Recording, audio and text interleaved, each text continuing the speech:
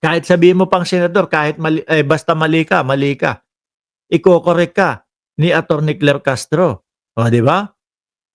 Kanya-kanya po tayong mandato. O mainam din po siguro na ipa-NBI na lang ninyo, for verification. Sabi nga ni SP Vicente Soto, kung si dating Congressman Saldico ang nasa video, para hindi ka po nanghuhula dahil hindi mo po mandato ang magtanong. Ang mandato mo po ay sumagot at magpahayag ng katotohanan. Umiinit sila doon. Ano ba yung inanon to? Sa nakikita po natin, no? Kumbaga, sarili niyang opinion to, sariling um, pakiwari niya to doon sa video ni Saldico. Eh kasi naman ho, mga kababayan, biruin nyo, unang live, panot.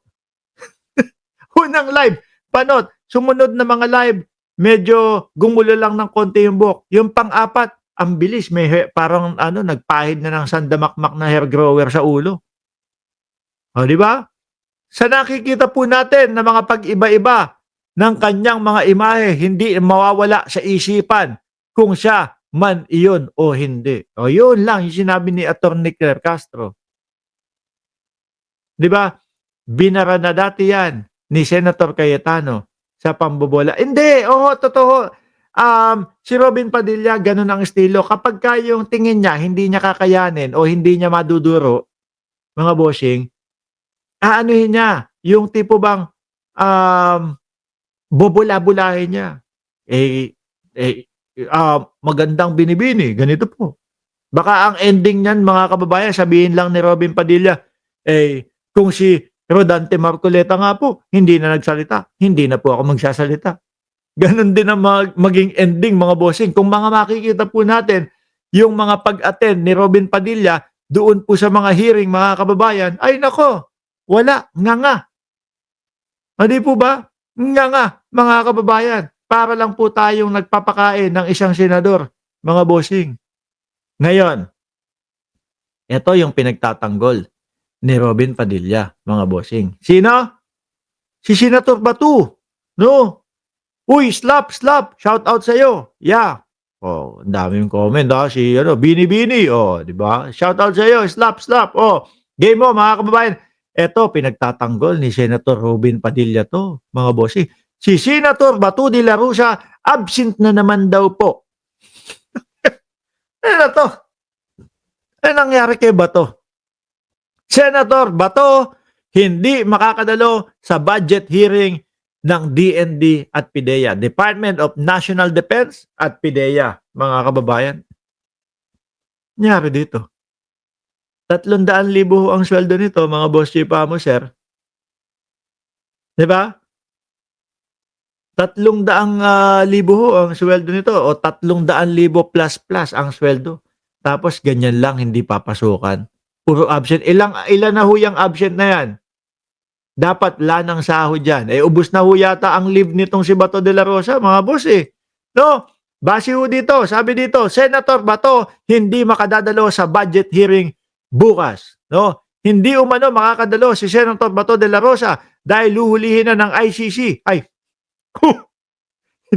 Hindi umano makakadalo si Senator Bato de la Rosa sa isasagawang budget hearing ng Senado. Sabi dito, panukalang pondo para sa 2026 ng Department of National Defense at Philippine Drug Enforcement Agency PIDEA sa Huwebes, November 27. Bakit ba to? Ano na nangyari?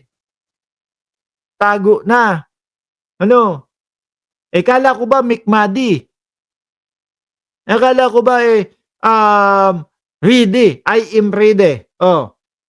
Kapag ka pumasok ang ICC. Ngayon, parang wala na ho. Hindi na nagpapakita. Natatakot nang lumabas. Baka daw kasi pag pumasok doon sa loob ng Senado, biglang mag-formation na daw ho, mga bossing, yung tropa ni General Torre. Yari na. Walang labasan na ho yun, mga kababayan. Kaya siguro, ayun, hanggang ngayon, hindi na. Pero ako ho, mga bossing, ako ho ay naniniwala, mga kababayan. Ako po ay naniniwala, mga boss chief mo, sir, na meron na talagang warrant para si Bato Hindi naman ho yan magtatago, mga boss, no? Kung wala. Siyempre, meron din mga intel si Bato de la Rosa. Meron din pong mga, nagpapayo at mga nakakaalam ng bagay-bagay. Kung matandaan niyo nga ho, 'di ba, ano sabi ni Bato de la Rosa nung mga siguro 4 na buwan ang makalipas, merong ICC sa loob ng ating bayan at kinakausap ng ICC, pero, ang ginamit niyang word, pinupuwersa o pinipilit ng ICC yung mga kapulisan na tumestigo laban sa kanya daw ho, mga bossing. Yun yung ipinapaliwanag ni Bato de la Rosa.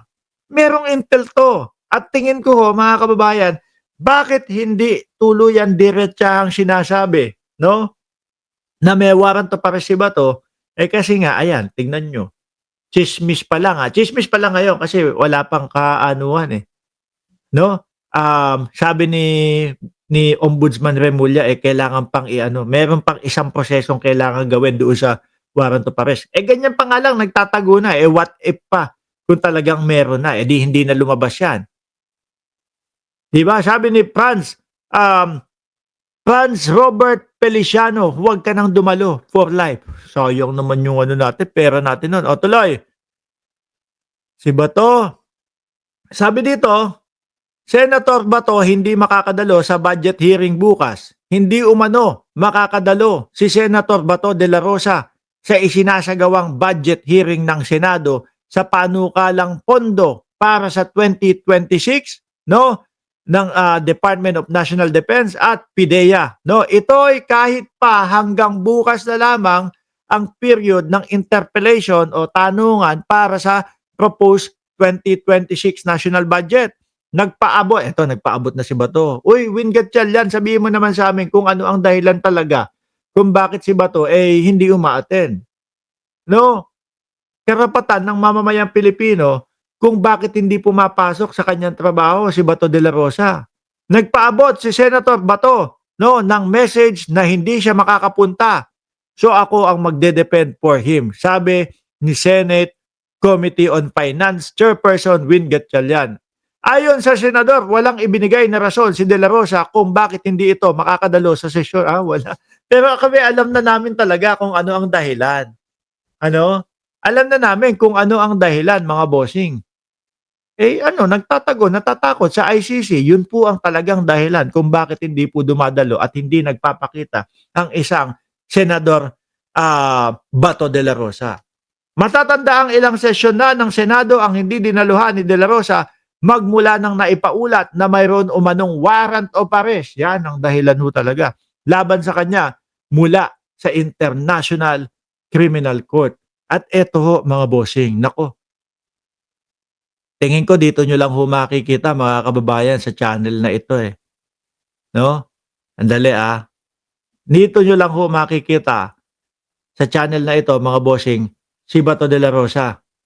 Eto, nakita ho kumakain sa restaurant Satire. Oh, may arrest warrant!